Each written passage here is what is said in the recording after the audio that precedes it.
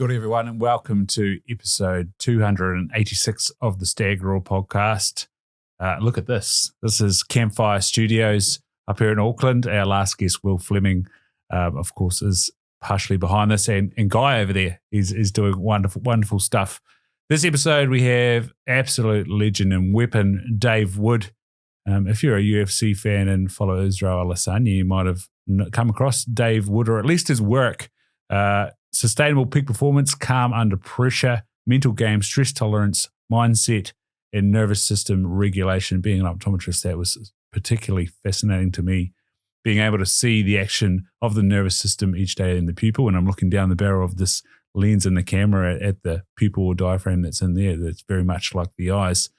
And so we had a really wicked chat in this beautiful studio, Campfire Studios. If you want to get involved with them, go back to that last episode and check out the links to Campfire Studios. And while you're there, check out Dave's links to integrated training.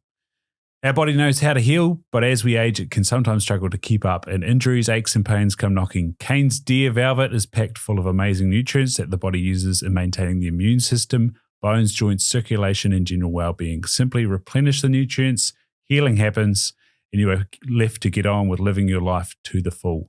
Find out more at www.canesdeervelvet.com and use the code STAGRAW252 for 20% introductory discount. If you're looking for some electrolytes, drink LMNT/StagRaw. You can get yourself a free sample by paying for shipping. Otherwise, you can do an order from that website. If you are ordering over $100 US, you can get free international shipping. Or if you're in the US, it's free. Lucky buggers. And of course, Arepa, you can use the code STAGRAW for 20% discount from their website. That's in the show notes too. Make sure you've left a rating. That helps get things out to more people, get through the noise, and enjoy this magnificent conversation with the legend, Dave Wood.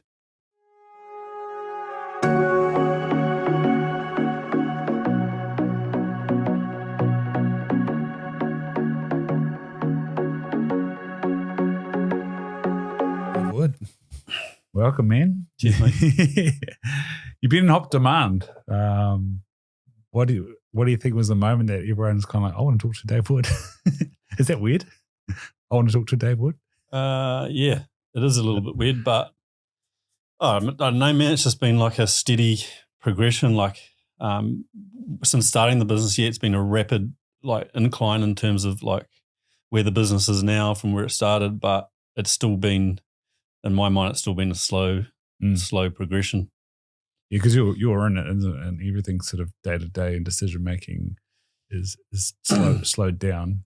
Yeah. Also, like the business has been running the business for like 3-4 years, but it's been, it's always like a lifetime of work and practical experience and all that to get here. So, yeah, it feels like a long time, but it has actually been, in terms of the business, it's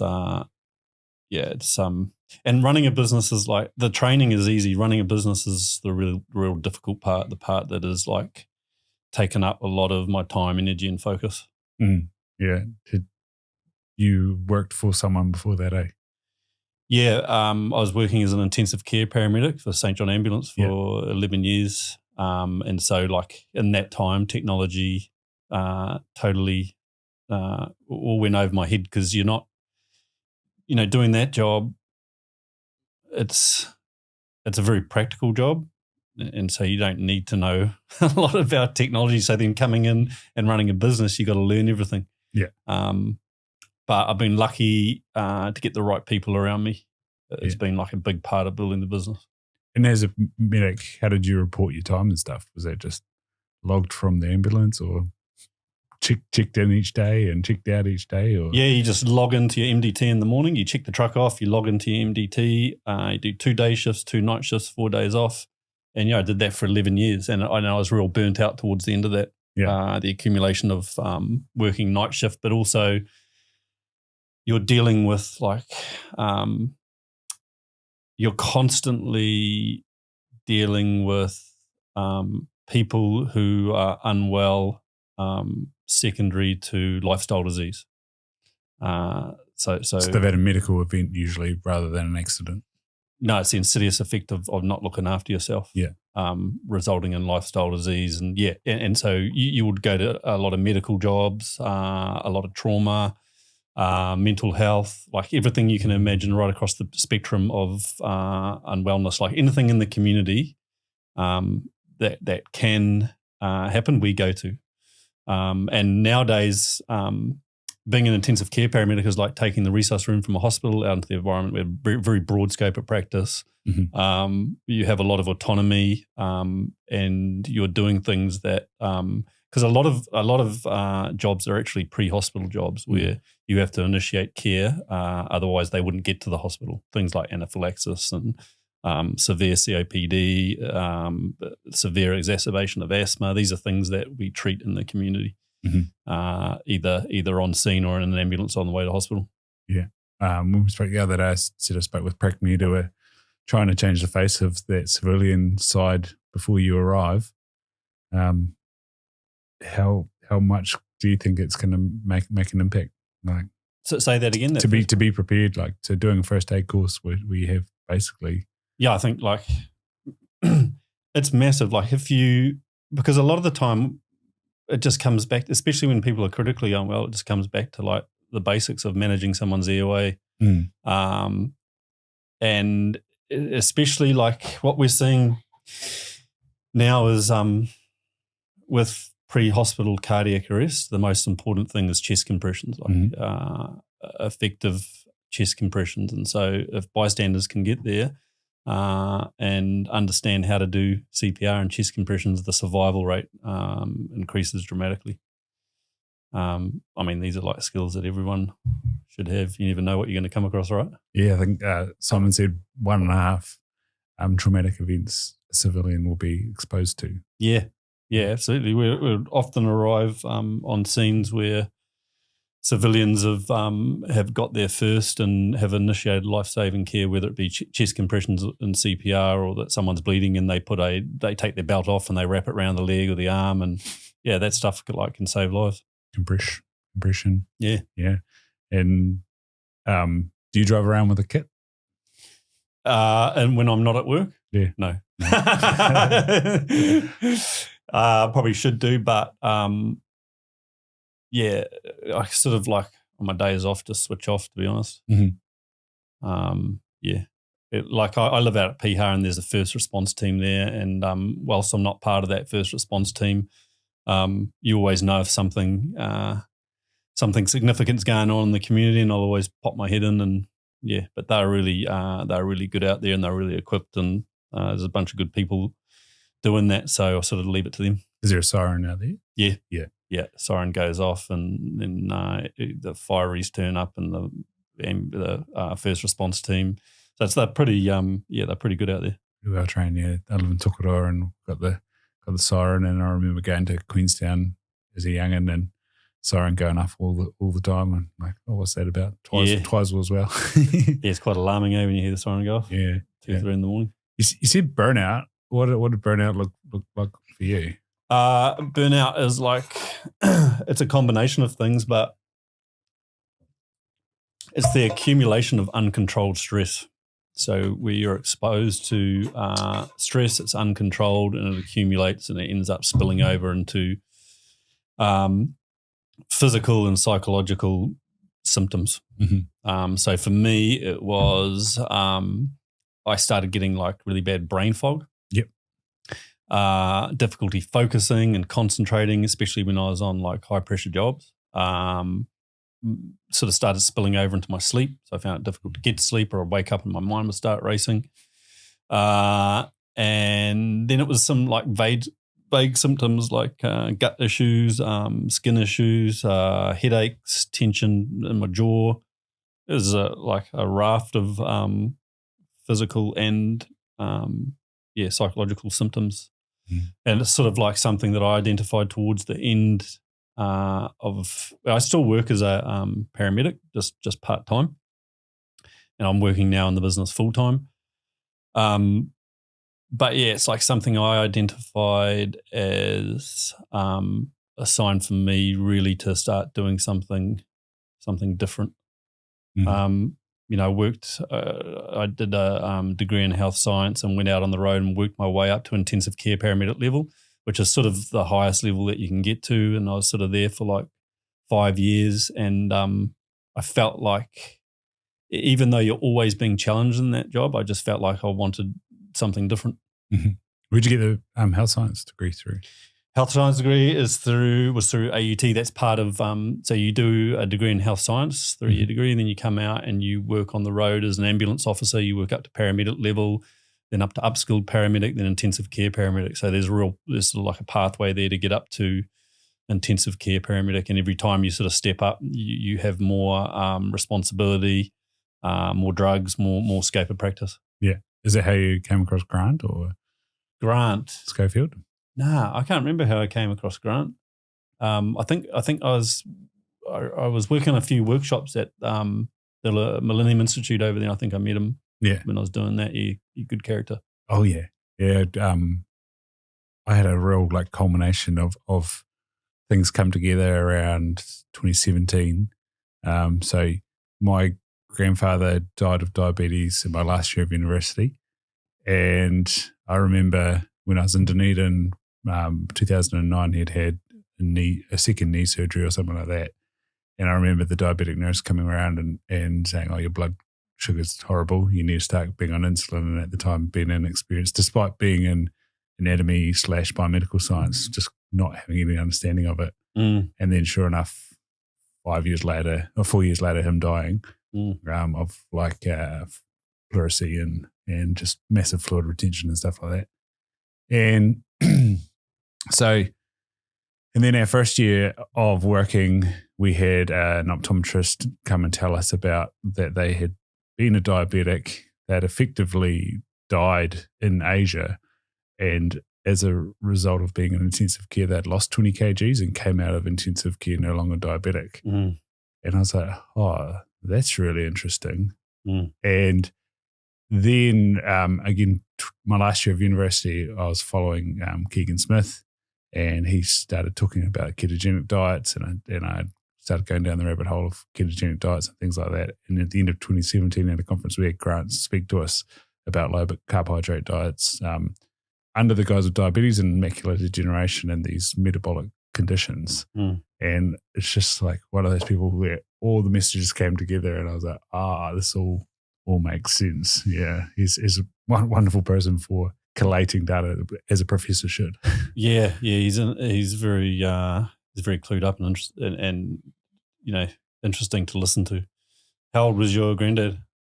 79. Yeah, well, that's not doing too bad. Getting to 80s. Yeah, good innings. Yeah. I think it's hard to say with that side of the family, and the whole sort of lifestyle heritability. You often find was it the environment that everyone lived in and patterns that everyone lived in, or is it that genetic role? And that's hard to say, but it's a combination. And what I saw a lot of working on the ambulance was people that were trapped in their bodies for like the last 20, 30 years of their life. And it really like shocked me into action to like think about my own health journey and what I want that to look like when I'm 50, 60, 70, 80, and I want to be high functioning. And that means you got to invest now heavily into your physical and mental health. And that should be everyone, right? Like if you're not on some form of health journey, then it's like, what are you doing? Because this is the most important thing to invest into. We make all these decisions based on, money and accumulating things. And what I make decisions on is my health. So if we're making a business decision to do something, I always think about, right, how could this possibly impact my health? Is this a good thing or a bad thing? Do you like have an accumulation of tools where somebody new comes into your life and everything's kind of all becomes second nature to you, and almost everything you do in the day-to-day, people are like, why are you doing that? Like something simple when it comes to like lighting. My girlfriend, she finally moved in with me in end of January. She'd come and stayed obviously a lot, but I turn the lights off all the time and like basically wandering around in the dark from about 6 o'clock onwards. Oh, me and my girlfriend have this battle every evening. Yeah. Whereas like from 5 a.m. it's like turn all the lights on, like get outside, open the door. Like it's cold. Yeah, it's good. It's daytime. We're getting up. Yeah. So funny. Yeah. Me and my girlfriend, every night I'm walking around dimming the lights and she's walking around turning them on. And it's like a, but yeah, I can't remember your question. Oh no, we were just sort of spitballing about a holistic thing, and new people into your life. They're like, "What are you doing? What are you doing?" Yeah, I love like meeting new people that have like input around like how to better your physical and mental health, and everyone's doing something different, right? And there's not one right or wrong way of doing stuff. It's like being open to everything and trying new things, like integrating something in. Okay, that works for me or it doesn't work for me. What I say with all my clients is like, whilst I'm programming for them, they have to take that programming and put their own spin on it. You have to make it your own. I think that's like really important in terms of like really embracing something, is to put your own twist on it. Yeah. What's in the title of your business? Integrating. Yeah. Integrated training. Yeah.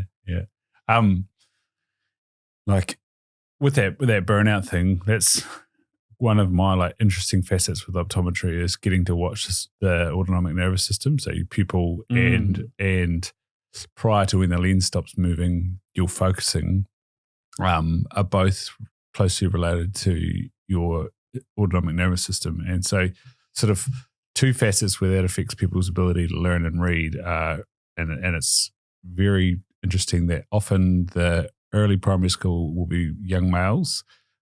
They tend to be later in developing their tracking system and midline integration compared to the females. But then when it comes to high school, the females going from about 15, 16, 17 bring on, I guess, all the stress of the world. And reading sort of starts to crop up with females, and ability to learn, ability to concentrate, basically wanting to get the hell out of the classroom because they're becoming so sympathetically overwhelmed.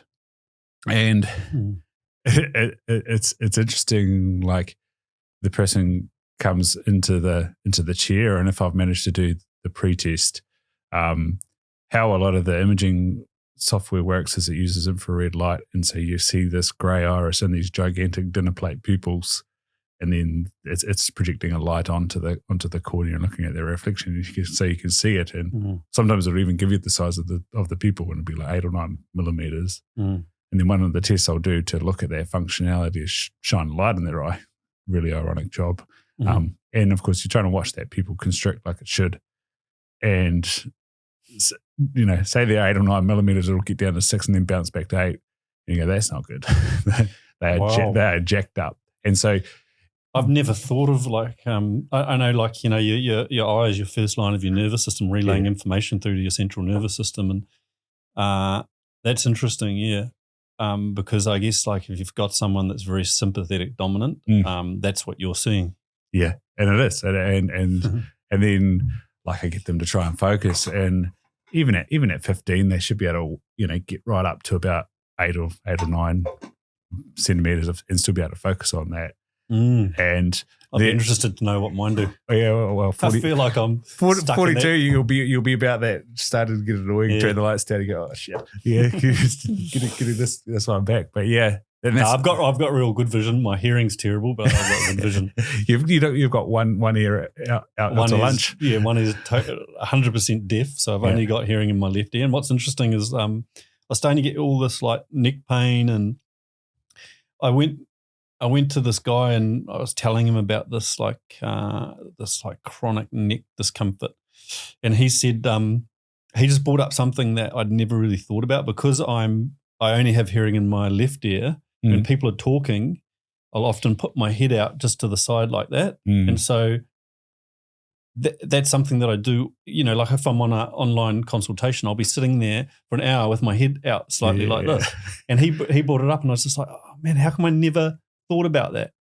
What it is like, when I first started my business, I was working, my real interest and passion was muscle imbalance. And so someone would come in and I could see their imbalance, and know how to work with it and train around that. But actually identifying your own imbalance is much more difficult.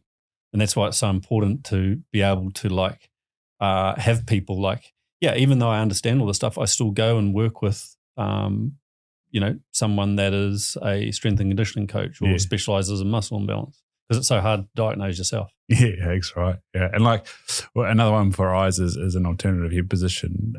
One of the rotating muscles is, I think, a good amount of the population is restricted. And so they can't move their eye in a certain way, and so they compensate by by putting their head into the position where it's least active. And all the ripple-on effects from that. Because there's another one I've got this tinnitus, this ringing in my ears. The damaged ear or the other ear? No, well, I can't hear anything in that ear, but I've got this ringing in my left ear. I've got it in both ears, but I obviously can't. I can only hear it in my left ear. And it gets really quite loud if if I surf all day, it'll be really loud, and it'll sort of I'll be lying in bed at night and it'll just be ringing away, or I'll wake up and it's like cicadas are in your head. And it was about 6 years ago, it got really bad, and so I was going to all these people to try and figure out what I could do and I went to this doctor once, and he, I can't remember, just a random checkup, and he said to me, "Is there anything else?" And I said, "Well, there's this ring in my ears that's driving me crazy, but I've been to everyone about that." And he was like, "Have you had some damage done to your left shoulder?" And I've had a left shoulder reconstruction from dislocating it about 10 times surfing. Oh shit! Yeah. And he's like, "Oh, it's all coming from the imbalance in your shoulder." And I was like, "What do you mean?" And he's like, "Well, you've got your sternocleidomastoid, this muscle here, is shortened, and that's pulling. You can imagine this muscle here, if it's shortened, it actually affects your eardrum." And he's saying it's pulling your eardrum ever so slightly to the left, and that's causing the ringing. And he said, "Work on your shoulder and it will go away." So I did, and it went away. So it's often it's so interesting, because often the area that we have, the symptoms is not where we need to be looking. And I see all the time with my clients. They focus on the area of pain or where they're having symptoms, and often it's upstream or downstream. Yeah, we have the same thing with the shoulder and the eyebrow. And the reason I know about it is because AC damage playing rugby and getting all that tension through the shoulder, and then the physio pressing on it to release it, and getting this immense pain over my eyebrow. And you go, yeah, that's that same nerve release. So the amount of times we get people come into work and be like, "Oh, I've got all this real high tension and pressure around my eye and in my eyebrow and through my temple," and then I say to them, "How's your shoulder?" And they're like, "Oh yeah, it's really sore. I've fallen on it, or it's all connected, it's broken." And I'm like, "Great, your eyes are fine. You need to go to the osteopath or physiotherapist." Yeah. It's all connected. It's like I really ever wear shoes, and the reason why is because I want my feet to be strong. 100 muscles, ligaments, and tendons in the foot and ankle complex, and you got that arc there, just like a bridge. The arc underneath the bridge strengthen the structure. If that arc in your foot is weak, your whole body is weak. Doesn't matter how many core exercises or how much strength and conditioning you're doing. If your foot ankle complex is weak, everything is affected. And you just think about wearing a synthetic sole. All these muscles, all these ligaments, all these tendons, they just switch off. They don't have to do the job of gripping the earth's surface and pushing off. And even if your big toe is weak, it affects your hip function. And so, everything's tied in, man. And I work with a lot of people who are chronically stressed, anxious, stuck in their heads, and that has a ripple-on effect right through the entire body, the mind-body connection. What's happening up top affects you physically. It activates the stress response and upregulates your body, and vice versa. So, it's always about an integrated approach. That's why I call it integrated training. I remember when I was going back to that burnout, I remember when I was going through that, and I had so much tension in my jaw that my jaw would ache. And I remember going to the doctor, and she referred me on to this lady. And so I'd go to this lady once a week. She'd put her fingers in my mouth and release that TMJ joint. And I'd go once a fortnight, I'd go and have it released. Did she do reflex testing, like hamstring flexibility and stuff after she'd done that? No. She'd just shove her hands in my mouth and release this muscle. It was massage in the back of the ear. Yeah, it'd almost be passing out. Yeah. And I look back at it and it's absurd because all we were doing is treating a symptom, jaw clenching, of sympathetic overload, of stress, of overwhelm, of anxiety, of being burnt out, right? And so we're not even looking in the right place. Yeah. The right place to start is better recovery. Yeah. Yeah. Well, my chemia is the same. So it's that eye twitch people get. I had it chronically my whole last year of university. No wonder. I was drinking a lot of coffee, not sleeping very well, and under immense stress. So all three drivers of this neurological holding pattern, the eyes just starts twitching on. Oh, bro. The day I was finished my exam, it went away. But I used to watch Elliot Hulse there in 2013, and he had this whole room set up that he had the stool with a foam roller strapped to the top and a broomstick on it. He just used to like lean back on it and stretch and open out. And then he had a massage table that he used to like have a fit on. And so to release my chemia, particularly if I was driving, I just do like wide as I can, open my mouth, open my jaw, and do like a scream, like just like a complete nervous system disrupt, and then it would stop. Obviously, I couldn't do that if I was in a clinic or something like that. But no, I often do that. I put my head under the water and just scream as loud as I can. Yeah, great way to release like all that built up tension. When my girlfriend was going through a hard time, I'd tell her just when you're driving out, pee hard, just pull over somewhere because there's so many spots to pull over where you can look out into the Waitex and just scream as loud as you can. And remember, she rung me one day and she was like, "Hey, did that?" And it helped me monumentally. Yeah. And just like try and constrict every single muscle in your body and rage. Create tension to release tension. Yeah. And then feel it after. Yeah. Do you see that when the two type of people that hop in the ice, the ones that are in control and breathe it, or the people that have just worked themselves so much and they're like, it's almost like their toe hits the ice and their whole being just jumps. Yeah, with that type of person who has, I guess, like a negative relationship with stress or doesn't have very good control of. So it's the actual interpersonal relationship to the stress, not the stressor. It's not the stressor. It's it can be the stressor, but often it's like if someone's had very stressful events, they start having a negative relationship with stress. Why would I want to put myself in a stressful situation if inherently they think it's bad for you? And controlled stress, as you know, is very good for you. And these are the types of people who need to like be in the stress and learning how to control it. But yeah, for those people that we identify are going to be that don't have very good internal control of stress, those are the ones that we'd do more work with before getting them in the ice bath, because we want that to be a positive experience, right? And and so sometimes they just need a little bit longer in terms of like teaching them the underlying mechanisms of stress and pressure, how it manifests physically and mentally, giving them the skills. And then that practical side of it where you're getting them in the ice bath might hold off on that for a little bit and maybe start with a cold shower. Because again, you wanting to get these people in to show them that they can handle it, control stress and pressure, and you want to set them up for success. Yeah. I've been to 3 of Nigel Beach's workshops and it's always different. And had a really big one with... Shout out, Nigel. Yeah, I'd say. What a champ. Yeah, he just had another workshop on the weekend as well, I think. Yeah, great lad. Yeah.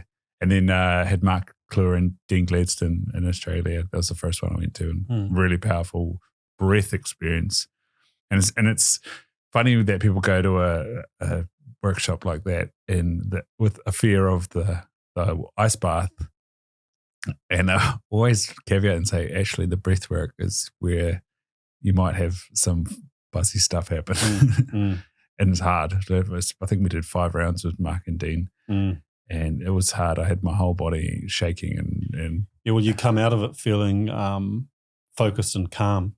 Yeah. And often I work with people that they might not be good candidates to tell them to go and lie down and do this 10 minutes of calming breath work because it'll agitate them because they've been switched on for so long. And often what you'll need to do with them is create stress first, whether that be like go for a run or do some of the Wim Hof breathing and then go into the calming breathing. For a lot of people, just the idea of like switching off will or the practice of switching off will really agitate them. And anyway, it's not even about that. Like the calming side of the breathing work is about like working with the agitation. If you are the type of person that like whenever you're in a quiet space, you fill that void with like whether it be the phone or whatever, then you're going to find it difficult to try and switch off. Your quiet space was me last week in the bush. It was blowing a howling gale, but it was just basically white noise, and so there's no thoughts or anything like that. So when you're out in the bush by yourself for 3 days, it's amazing what comes into your head and what noise is in your head. And so I have like random words and random songs and random thoughts just pass through, and you're like, oh, what? Where's that sitting in my psyche? It's so bizarre. Yeah. Yes, I have all sorts of fucked up weird thoughts coming in all the time. You'll have that a bit when you're out in the surf, right? That'll be a similar environment. Actually, because if you're doing something, and surfing is like something I'm very passionate about, but if I'm surfing and my head is somewhere else, I don't enjoy the surf. Okay, yeah. When I'm surfing and I'm in the moment, and that's where everything clicks in, and you have such an enjoyable experience. And that's like anything in life. Like you can be doing something you really enjoy, but if your head is somewhere else, you don't tend to enjoy the thing. It's not like a positive experience. I don't know if that resonates with you. Yeah.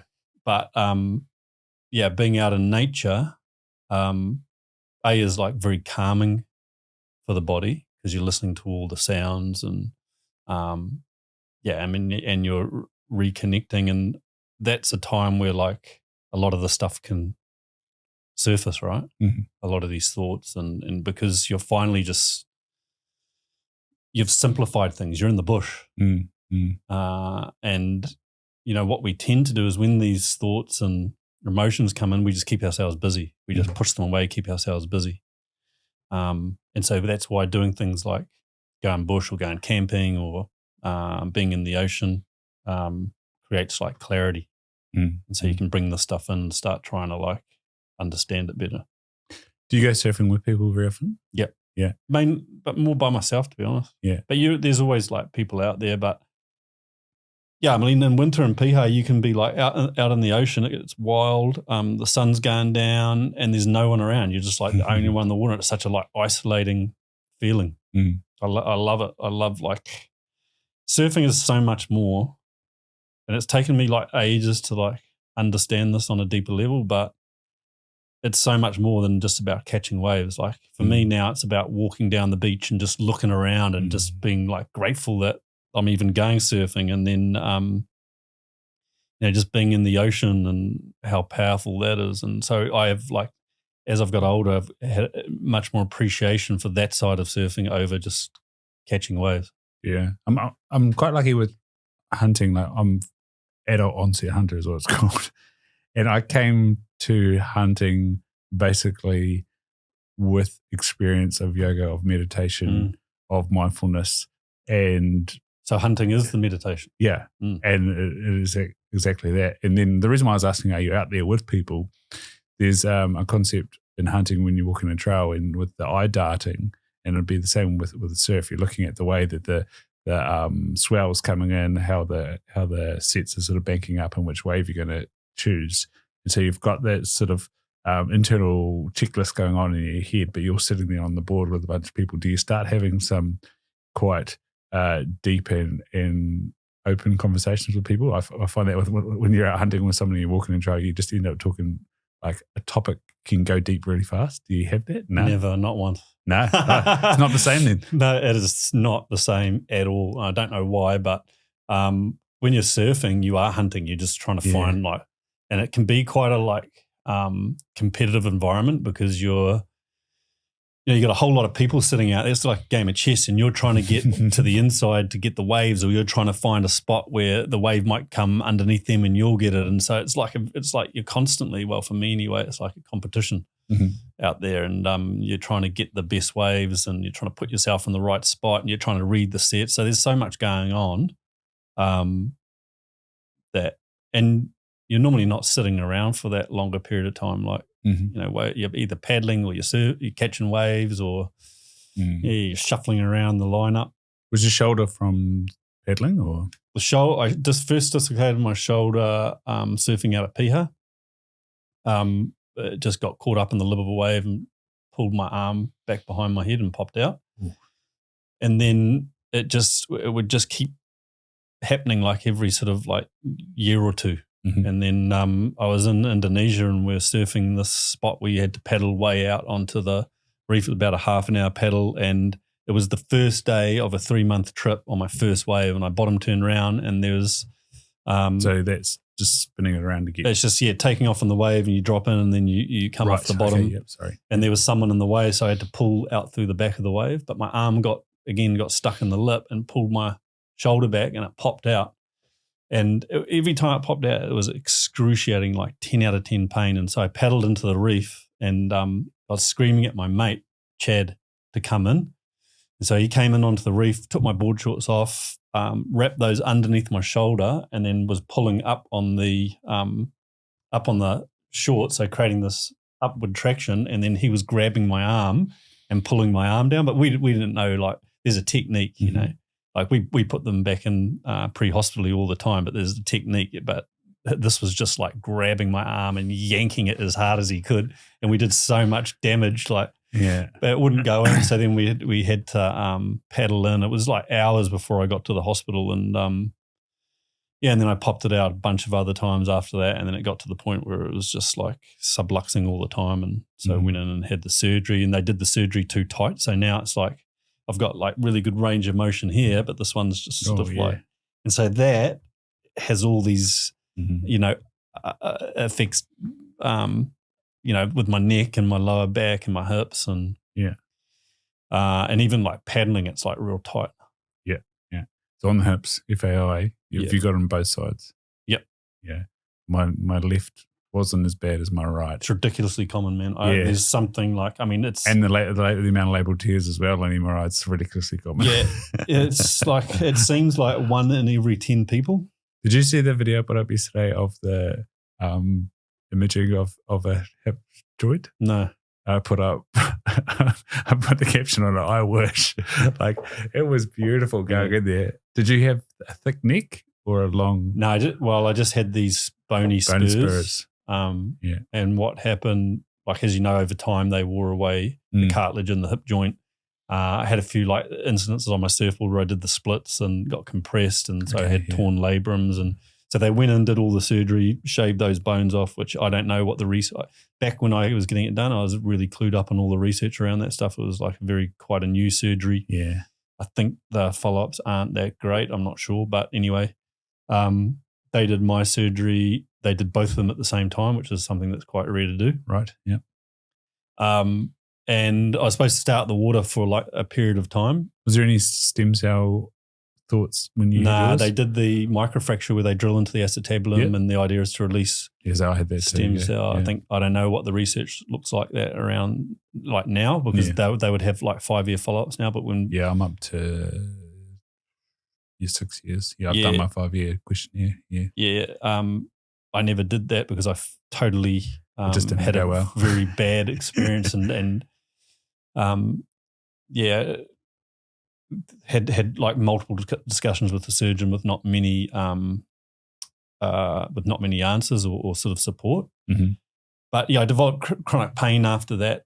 But what happened with, I have to take some of the onus myself because I definitely went back surfing too early, and I could feel it when I was surfing, and then re-injured it a few times. Is your pubic bone all right and that joint in there all right? Oh, God knows. No. I think the whole thing's a bit jacked up. And adductors, are they? No, adductors are tight as you can imagine, but I work every day on like the mobility and trying to get balance in there. But it is like, I have significant osteoarthritis in both hips. So things like standing for a prolonged period of time, my back will tighten up, my hips will feel like, flared up. Yeah. Even like with the weather that we've just had, like low atmospheric pressure, they will flare up. Mm-hmm. But, back in the day, I used to catastrophize every time they'd flare up, and I'd be like, I'm not going to be able to go surfing when I'm older and all this stuff. Now I just work on the thing every day, right? Like whether it be like the nervous system regulation work, which is really important if you have chronic pain, any type of pain. The strength and conditioning, the prehab, the prehab work, and the mobility stuff. Like I do the mobility stuff every morning and every night. And I'm 100% convinced if I wasn't doing that, I would have had bilateral hip replacements by now. How were you trying to manage it prior to surgery? Because I had an event, I tried to front squat too heavy, and that's when I tore my labrum. And then MRI consult, applied to ACC, and they said no. And so then, but even though I had health insurance, I was still trying to play rugby and push it with rugby. And so I just was like, no, I'll just try and manage it. So I managed pain sort of psychosomatically, strength and conditioning and mobility for 3 or 4 years. Yeah. Did you have anything like that leading into the surgery? Yes. Yeah. Yeah, I was like on a journey of finding anyone and everyone that could fix me. Yeah. And at one point I was probably spending about $400 a week. Wow. Seeing the muscular therapist for the All Blacks. I was seeing acupuncturists, osteopaths, anyone. That's a quick relief, the old needle in the groin. Yeah. And man, what I worked out is like all these people that I was going to, it was just overstimulating. Oh, right. Yeah. That area and constantly flaring me up. My nervous system was shot. A bunch of stuff that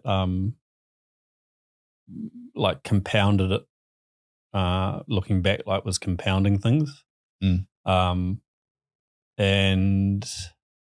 I sort of got to the point where I was just like, if I get all these people in the same room, the muscular therapist, the osteopath, or the acupuncturist, and they were all sort of working me, I'd probably get better like that. But because I was going one out with all these things, do you think they were doing the same thing on your, like each one of them would be touching the same point of therapy, but all closely together, and so then it becomes dose becomes a poison type stuff? Yeah, I think it was more just like trying to rely on one thing. Yeah. And so I got to the point where I was like, look, I'm going to solve this problem myself, because chronic pain is like a terrible thing to be stuck in. And the biggest like shift that I made that made the most difference was I stopped. When people asked me about my hips, I would always like moan about it, or I just stopped doing that. When people would ask me, I would say my hips are fine. Yeah. So, that's just a mental shift. A shift in my perspective. Yeah. And it made a massive difference. Yeah. Because I stopped, and I made a decision to stop catastrophizing every time I had a flare up. I made decisions to like take the onus on myself to learn all the stuff around like muscle imbalance and strength and conditioning and meditation and the breathing work and all these things that actually helped with my like getting out of chronic pain. Yeah. Breath is pretty amazing. My breathing was jacked up because I was like, because I was in pain, I was constantly like gritting my teeth and holding my breath, or breath stacking, or like shallow breathing. And it took me like. Did you start finding that shoulder as well? Yeah, well, everything was like, everything was, I was just holding this. I mean, I was in like full sympathetic overload, just holding all this tension in my body. And it would come out in different emotional states like anger, frustration, and it was like I would outwardly project that stuff. Because when you're having like a lot of stress and pressure, you're storing that in your body, but you got to get rid of it somehow.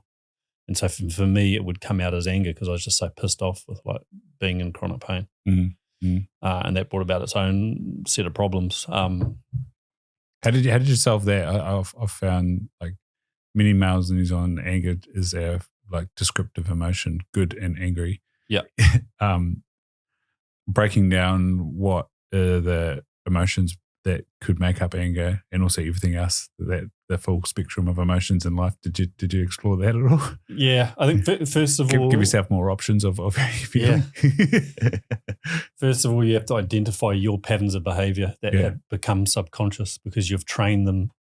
You know, we live in like 90% of the time we're in a subconscious state, and these patterns of behavior, our beliefs, our values, our perception of the world, all this stuff is when you go into stress and pressure moments, comes to the forefront. And so for me, it was a pattern of behavior that became instinctual. Something would happen and I'd get angry. It wasn't even like I had control of it. Someone would pull in front of the car, I'd get all pissed off. And so for me, it was about identifying, okay, this is a pattern of behavior that I need to change. And so once you do that, you can go about changing it. And for me, it was like creating my own mindset of what I want my mindset to be, you know, the rules and regulations you live by that dictate the way you respond to things. And so I came out with very clear mindset things. My mindset is I do not lose control. I remain calm no matter what. As soon as I wrote that out and I started, like, every time I would get angry, I'd lose my temper. It would really affect me because I was going against my mindset. And so as I started like being able to practice that new mindset when things would happen, that became the subconscious pattern. So now if someone pulls in front of me in a car, it wouldn't bother me one little bit. I can't even imagine getting annoyed about that now. So the great thing about human beings is we have the ability to change, but you actually have to like set about doing that and you have to actually practice it. Yeah. And it's kind of annoying that an affirmation has this connotation of, well, an affirmation is woo-woo. But the same person you can have a discussion with, like driving in a car, like let's play yellow car, or let's play car cricket, or let's play digger, you know, and it's like, let's activate our activating system to look for something. We can use that same concept to activate our activating system towards a value, towards a moral, towards a vision, towards what we want to do. You know, write that down, start seeing all the things that lead to that outcome or that goal or that way of life or how we are. One of the things I journal about is future gratitude. So I envision myself as like 80-year-old sitting in the home that I want, being proud of the way that I've lived my life. Manifesting. Yeah. Of sorts, yeah. Yeah. Yeah. I love manifesting. Yeah. I do it all the time and then creating the goals around that. So manifest it first. Yeah. Then go about setting the goals around that. Keep your process focused, task focused. Yeah. And they happen, man. Like I did that with my business and I'm still doing that now. I have like very clear sort of like where I sit down and manifest things. And so far, the things I've manifested have come true because I've set intention around it. Yeah, that's awesome. Yeah. You're on the Between Two Beers podcast and you talked about Sizzlers. Yeah. And I was listening to that nearly vomiting because I'm like highly, I don't know about allergic or what, but I had a very bad response to some Sizzlers. So I can't even, like, if it's in a you know, a sausage sizzle when it gets to my mouth, I can like identify the flavor of Sizzler just by inhaling. I don't even need to bite it anymore, and then I have a gag reflex. And so you just mentioning Sizzlers was disgraceful. But you think it's still around, that Sizzler? God knows, but I told that story in front of 400 people at a health summit just because before I went up to talk, the nutritionist there, I had a nutritionist there and she kept talking about sausages. Yeah. It was like a bit of a theme through like a joke thing. And so I started thinking about the Sizzler story and I don't know how, but I thought I'll tell that to break the ice. Yeah. So I got up there in front of, and I was pretty nervous in front of like 400 or 500 people. At this were they doctors or what were they? No, they were, it was an insurance company. Underwriters and stuff. Yeah. And so. Actuaries. Yeah, so I got up there and told the Sizzler story. And as I was telling the story, I got sort of like a quarter of the way through the story because you got to set the story up. And I started going, I was like, fuck, why am I telling this story? And it started really putting me off. And so did you lose enthusiasm for your trading of a Sizzler with your friend? I was like, I'm in here now. Like, but it was just dead quiet. And then I got to the end of the story with sort of like the funny part, the punchline, and no one laughed. Yeah. And then I think they were waiting for the next bit, and I was like, and that's actually the end. And then they started laughing. But later on in the night, I was waiting because I went out with them after there was a ball and everything, and I was waiting in line to get a beer, and this guy comes up to me and just leans over my shoulder and he goes, "I love the Sizzler story." Oh, good. Yeah. So at least one person enjoyed it. Did it start showing any signs of decay, that Sizzler? Oh yeah, that Sizzler was around for like, I would hide it, like under my mate's bed or in his. Well, the punchline was I ended up, because we had the Sizzler and we were hiding it back and forth. Yeah. I woke up one morning, it was on the end of my electric toothbrush, and then I'd go back and hide it somewhere where he wouldn't find it for like a month. Yeah. And this went back and forward for months because we were living in the same flat. And the pinnacle of the story was that I was like, I'm going to go and hide it in his car above the sun visor on the passenger side. And we were in Cornwall, and this girl was coming from London, and he was real nervous about it because, his like, he was really keen on this chick. So he wanted to make it work, and he was going to, make sure that this weekend you're not being idiots and all the rest of it. And so he went and picked her up from the airport, and they were driving back, and they were coming up over the hill, and the sun shone in, and so he put his visor down, and then she reached up and put her visor down, and the Sizzler fell down and landed on her lap. Shit. And so he had to explain to her why there was a Sizzler. Yeah. It was brilliant. I told her that story at his wedding. Was it to her or no? What's that? Was it to her or no? No, that would just want to be even better. No. Yeah, I've had a story of a Sizzler rolling around in the back of someone's car for months on end and continually fighting it within the car. Not even meat, eh? What are they? Yeah, it's like the old hamburger in the cupboard story, isn't it? It just lasts for years and years and years, and preservatives and everything like that. Yeah, yeah.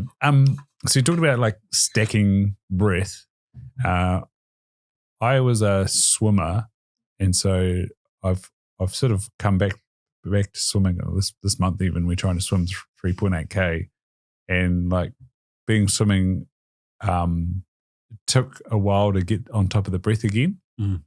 And being better at breathing out through the nose under the water, I found has controlled my heart rate and endurance, especially on a long swim.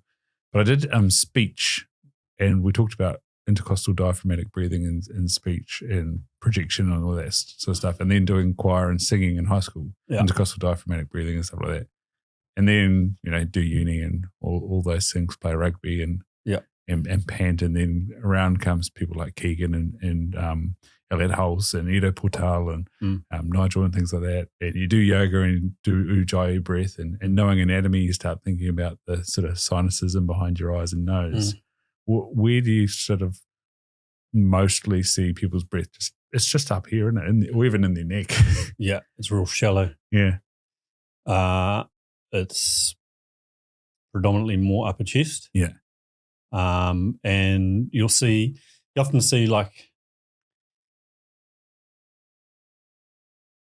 see vertical breath. So you'll tell someone to take a deep breath and they will, And, all breathing is diaphragmatic. Doesn't matter how you breathe, whether you're breathing vertically or laterally or upper chest or primary muscle, you have good access to your diaphragm. All breathing is diaphragmatic, but the diaphragm moves through a range of motion, diaphragmatic excursion. And, breathing into your upper chest, what we call a vertical breath or a shallow breath or accessory muscle breathing, you're not going to have very good diaphragmatic excursion. You're also, by breathing in that pattern constantly, that becomes the stressor. That becomes the thing that activates the stress cycle. Because it's shallow, it's fast. There's two things we're interested in breathing, rate and depth. So how fast you breathe and your depth of breath actually refers to lateral expansion, like good diaphragmatic excursion, lateral expansion of the rib cage, 360 degrees of expansion, front, side, and back. Breathing into your belly, ridiculous. If you have the cue of like breathing into your belly or pushing your belly out when you breathe in, that's all you're doing. You're pushing your belly in and out. Elliot House was breathing to your balls. Yeah, breathe deep. Yeah. We've got to get the language right for a start. The first thing that I do when we're working on breathing mechanics is show someone a visual representation of what the diaphragm looks like, how it moves, what happens to the rib cage when you inhale, what happens to the rib cage when you exhale. You have to have visual representation of what's going on. You take a kid, where's their mind-muscle connection with their breathing? Well, most of them will point to the upper chest. So that's where they're going to breathe into. Mind-muscle connection is a thing, right? Mm-hmm. The densest part of lung tissue is right back here, where your posterior rib cage is. Mm. And so if you create a point of focus there when you breathe in, it makes a massive difference. Yeah, it's the value of being a hunter on a ungulate animal. You get to go see this big thing that we're about to cut open to access those delicious organs. Yeah. That's the diaphragm. Yeah, well, look at your dog or cat lying outside and how it breathes. Wow, yeah. Lateral expansion. Look at every other species in the world. None of them breathe vertically. Mm. None of them. They're also standing in the right plane. Yeah. That was the annoying thing about anatomy for human anatomy. It was like, what's supine and posterior and anterior? Yeah. Yeah. But breathing is such a funny one, because I think it's like one of the body systems that is most affected by stress and pressure, chronic stress and pressure, where you start seeing the breathing rate elevated, the mechanics of breathing, where these people shift to the upper chest in terms of their breathing pattern. They start breath stacking, normal inhale, short exhale. They start especially if you take someone that's staring at a screen all day. And what that does to their breathing, like intense focus staring at a screen. What I tell people that I work with is, I want you to be really aware of your breathing for the next 3 days. I'll come back and they'll be like, man, when I'm looking at the computer, I'm just holding my breath. Well, that has massive ripple-on effects in terms of your blood pH, stress. It's like that type of breathing is keeping you in that fight, flight, or freeze. That's part of that freeze response, keeping you in that sympathetic dominant state. Like you said, with your burnout, you started getting gastrointestinal issues. Yeah. Having looked at all those 12 cranial nerves, like in anatomy and neuroanatomy, neurophysiology, then going into optometry and, seeing it manifest in terms of pupils and ciliary muscle and focus. And then enteric nervous system, that gut-brain axis and stuff like that, and the vagus nerve. That's also where I sort of think of what I'm tapping into by doing a good full diaphragmatic breath is I kind of think about stretching or innervating the vagus nerve and just that big back to Elliot House, breathing to your balls. From your reproductive system through your stomach and bowels, through your lungs, liver, spleen, lungs, heart, throat, tongue, saliva, eyes, back to your brain or your brain stem, and it's so interesting when people just sort of think about, I've got IBS. You're like, what else? Well, that was interesting that doctor said to you when we talk about the ear. Yeah, what else have you got? Your first symptom must have been quite straightforward. He was a smart doctor. What happens when you're in a sympathetic state in terms of gut motility and blood flow? It gets rid of it and then stops. Well, that blood is diverted out to your peripheries, to the working muscle. Natural peristalsis of the gut slows down.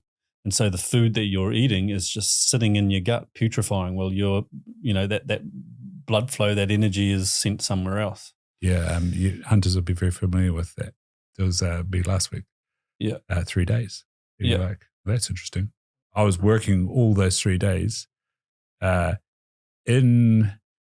I guess you are slightly sympathetic because you're hunting. You're on edge. But then when you're cooking the food, it takes time, right? And you're normally in a social. Well, I was by myself in this situation, and I was had an element of worry about my camp with the weather and stuff like that. So I think that was a really good example of that. Even though it was a controlled stressor, it did have a autonomic effect. In terms of digestion. This is that. Back in the day, we would go out, would hunt, we'd bring the food back to the village. It'd be a social interaction where you're prepping the food. That would sometimes take hours. In that time, you're shifting into that parasympathetic state. You can smell the food. You're getting that build up of saliva. You're prepared to eat. Nowadays, we're rushing to the next thing. You grab something, you shove it in without barely chewing, and then it's like, that's been a huge thing for me, is actually before I eat, actually just stopping and purposefully shifting and like doing things to put myself in that parasympathetic state, because I had like reflux and things like that. And it was just this thing of like being so busy and stressed and just shoveling shit into my mouth. Yeah, I wonder if John Kerwin realized when he did those ads about I really love cooking and how it helps my depression and stuff. I wonder if he realized then that that's actually why he was doing a very parasympathetic process. Yeah. Yeah. Well, cooking's calming, but not if you're a chef. Yeah. Not if you're a chef. Yeah. There's some stressed out chefs around. Yeah. It's a pretty full on job. I'd say. So what are you running for Joe Public these days? If we're not the champion of the world in UFC. No, it doesn't matter. It doesn't matter. If you're trying to optimize health and performance, then the training is for you. Doesn't matter if you're an athlete, if you're a professional, if you're a mum or you're a dad. The exercises are the same. It's just how you apply it. It's not like, right, we've got exercises for like elite level athletes and exercises for mums and dads. They're just humans, right? You might change the variables of the exercise or how you apply it, but the exercises are the same. So in that respect, it's for anybody. And what's the commitment to come to a course with you? So there's if you go to the website, WMW.co.nz, you can see all the offers there. We have one-on-one training, and we have one-on-one training for elite level athletes. That's both online or in person. We have 3-day intensives where you can come out, fully immerse yourself for 3 days and learn all the pillars of our business, the movement, breathing, recovery, and mental game. We run a calm under pressure workshop, 3 workshops a year, where that is run over 2 days. A very unique workshop where we run through the underlying mechanisms of stress and pressure, how it manifests physically and mentally, the skills, they give you the skills, and then practical applications. And that's what humans need, all 3. I talk about this all the time. Is that on site or? That's first day's run at PIHA, the second day's run at our Performance Institute in Auckland City. And yeah, it's a very challenging, like both mentally and physically, workshop. But people come out the other side of that workshop like totally different people. Yeah. They're there for a reason, for self-betterment. They want to invest time, energy, and focus into their physical and mental health. And so they're the type of people that you don't have to motivate them.